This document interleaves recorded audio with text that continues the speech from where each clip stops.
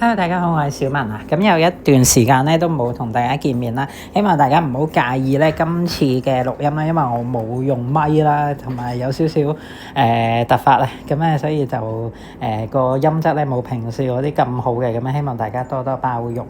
咁今日主要咧就係想同大家回顧一下咧喺做自媒體都過咗差唔多1年嘅時間啦，我自己有啲咩嘅感受咁樣啦，咁同埋究竟視障人士做自媒體係有冇出路咧？咁今日都想同大家探討一下嘅。好啦，咁我哋開始嘅時候咧，我就想同大家分享一下主要咧係3個平台嘅。咁咧首先就係 YouTube 啦，我有即係最叫做花最多時間落去嘅平台咧就係 YouTube 啦，跟住就係 Facebook 啦，同埋有小紅書啊嚇。近年都有一班人都會想去探索一下小紅書，咁所以今日都會講嘅。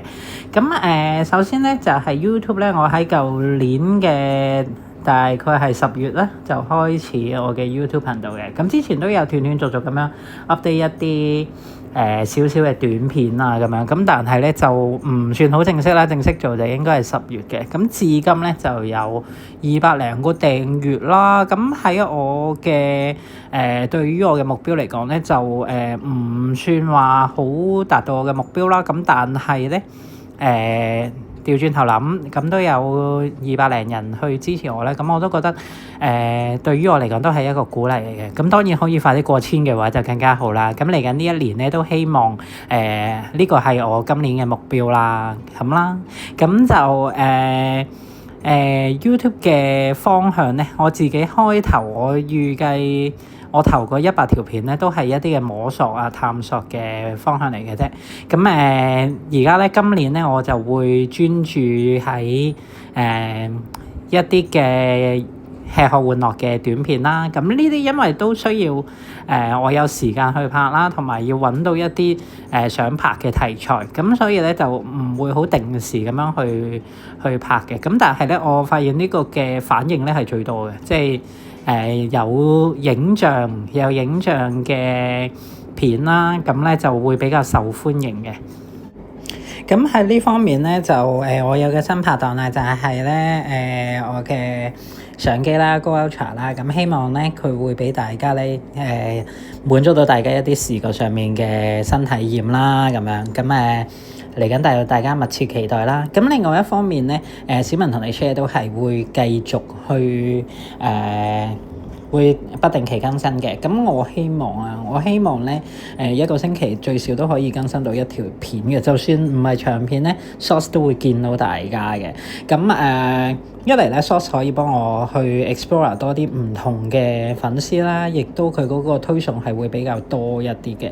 咁咧所以大家如果係有興趣做 YouTube 嘅話咧，不妨咧可以從 Shorts 開始嘅。Shorts 咧佢有啲限制啦，有啲特定嘅條件，你可以符合咗佢咧，佢就會推送你噶啦。包括咧就係你拍一啲打直倒，即係將部手機打直嚟拍嘅片啦。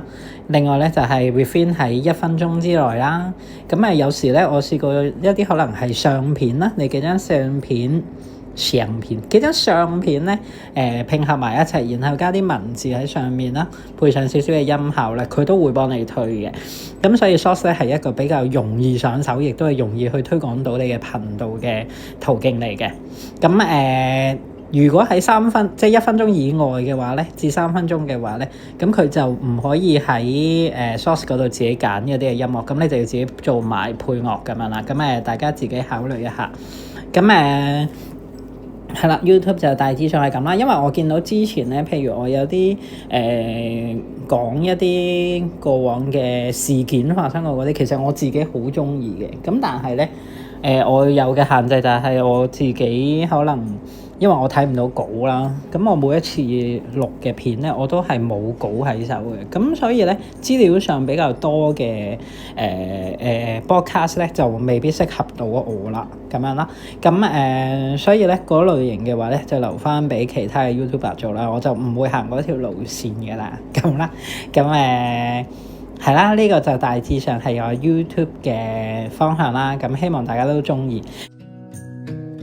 咁至於 Facebook 咧，就近排都有同其他嘅朋友仔講啦。Facebook 咧其實佢嗰個門檻咧，即係盈利嘅門檻咧，就會比 YouTube 比較低啦。咁但係咧YouTube 嘅人去課金啦，又或者係即係 YouTube 變現嘅渠道咧，其實係會方便過 Facebook 嘅。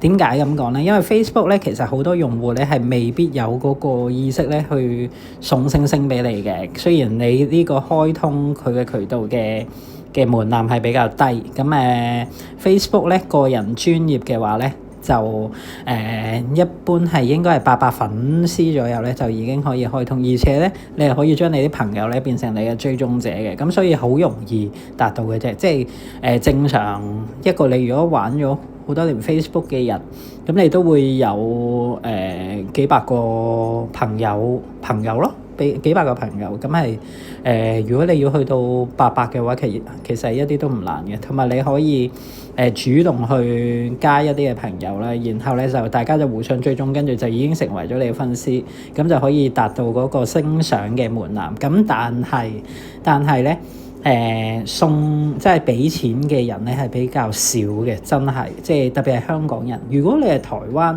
或者係外國嘅話咧，就會比較多啲嘅。所以咧我上次喺 Facebook 出個 post 咧，就係話高人姐姐咧自己開咗個 Facebook， 然後咧佢已經話俾我知賺咗5蚊美金。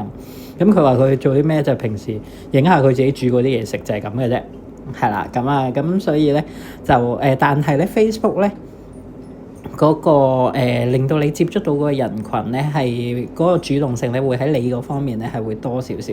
同埋我有時未必想拍一條片啦，寫文字嘅話咧，我就會喺 Facebook 度拍嘅，唔係喺 Facebook 度寫嘅。咁包括係自己嘅個人嘅一個專頁啦，同埋咧講屋企個專頁啦，即係一個 page 啦。咁咧另外就係群組啦，咁喺嗰度都會發表一啲唔同嘅文章啦，又或者有時相片，咁我就會喺 Facebook 發放。咁我就比較少用 IG 嘅。咁我都見到有其他嘅視障人士咧，就去做 IG 啦，咁我都好鼓勵嘅。希望大家喺唔同嘅平台咧都可以發展到自己啦，咁樣。咁另外咧都順帶一提啦，我哋喺 Facebook 咧就有個叫做視障自媒體嘅創作者群嘅，咁係一個群組嚟嘅。如果大家有興趣加入咧，都可以加入一下啦。咁大家互相鼓勵啦，同埋俾一啲資訊大家。咁最後咧就想講一下咧，我喺5月尾6月頭咧就開咗小紅書啦，咁註冊咗。咁如果大家有留意我之前嘅直播咧，都有同 Roro 一齊咧去探索一下呢個小紅書究竟點樣可以推廣到你嘅品牌咧。咁首先就要同大家講一講，留意嘅咧就係你要去控制到自己嘅情緒啦，就唔好咁容易同人嗌交啦，唔好出啲咁惹火嘅 post。雖然咧你係會攞到流量嘅，咁但係咧好容易咧就會俾人封號嘅。咁咧我喺差唔多900幾粉絲嘅時候咧，佢就封過我1次號嘅，即係凍結咗我個戶口，唔知咩原因嘅。佢話我唔知粉絲增長有啲異常或者太快咁樣咯。咁我唔知點解呢個都可以封號嘅。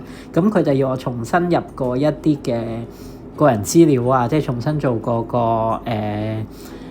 實名認證。咁佢就重新開翻啦。咁有驚無險啦。咁咧反而咧小紅書咧，我係最快接到一啲變現嘅方案嘅。咁咧就係我有啲朋友喺深圳咁樣，咁佢係開鋪頭啦，跟住咧就話如果我要你過嚟探店，因為我主要咧我就都係影下啲平時去食嘢啊，或者係去喺香港嘅一啲吃喝玩樂嘅嘢啦，類似啦咁樣，即係譬如嗰次去大澳咁樣，咁我就擺咗上去。咁所以咧接觸我嘅咧就係一啲探店嘅單嚟嘅。咁譬如佢話你可唔可以過嚟幫我拍條片，或者我俾條片你，咁然後咧就擺喺你嗰個小紅書嗰度啊。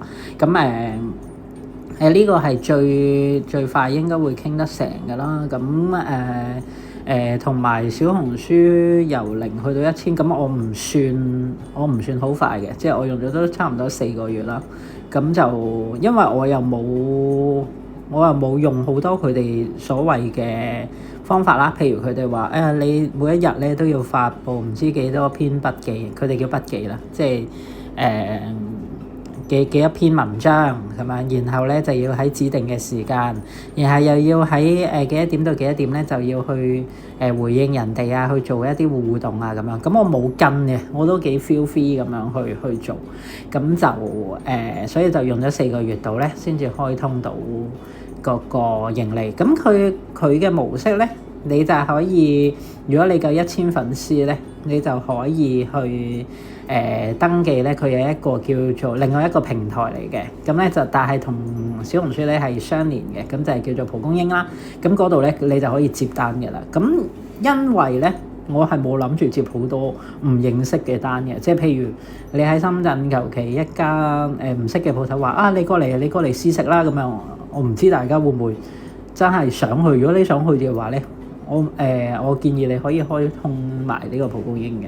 咁但係我冇諗住，我真係冇諗住去同佢哋做咯。咁但係而家私底下同我傾嘅，咁係我一啲認識嘅朋友或者認識嘅店家，咁我又覺得 OK 嘅，即係我比較保守嘅喺呢方面。咁好啊，講翻價錢咯，大概咧其實咧佢每一個平台都係會視乎你嘅粉絲數啦，或者觀看數啦，你嗰個互動嘅程度啦，即係啲粉絲究竟係咪忠實嘅粉絲，即係佢睇完你每出一篇筆記會唔會有瀏覽次數啦，佢哋會唔會互動啦？其實每一個平台都睇呢啲嘢嘅。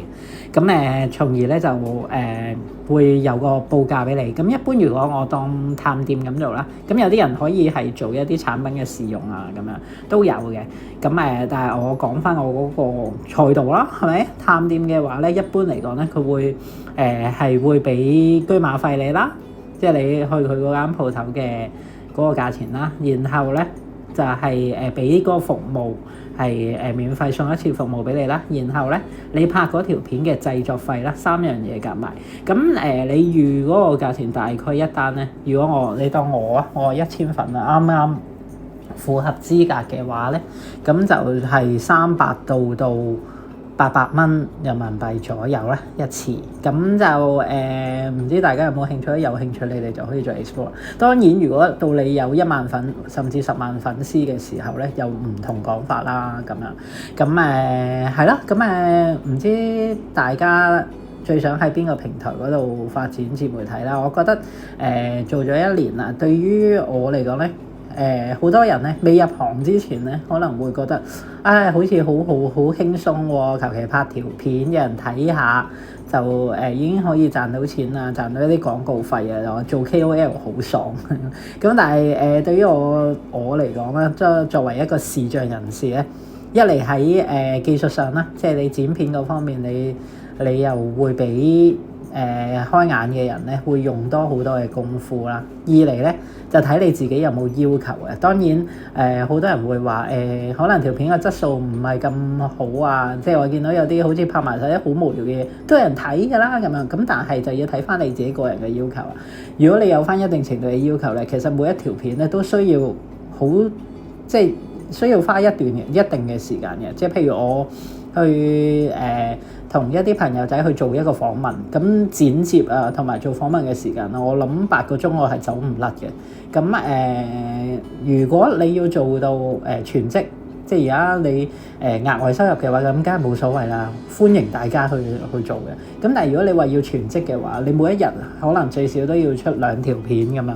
咁所以需要嗰個時間咧，其實係一啲都唔少嘅。其實同你去返一份工咧係冇乜分別，甚至咧你係要花更加多嘅功夫。咁當然個時間係自由啦。另外嗰個每一個人，你根據你唔同嘅內容，你可以得到嘅收入咧，亦都唔一樣。咁所以如果有興趣嘅話咧，就鼓勵大家都繼續努力啦。咁希望嚟緊呢一年可以為大家咧送上更多有營養嘅內容啦，同埋繼續去改善嘅。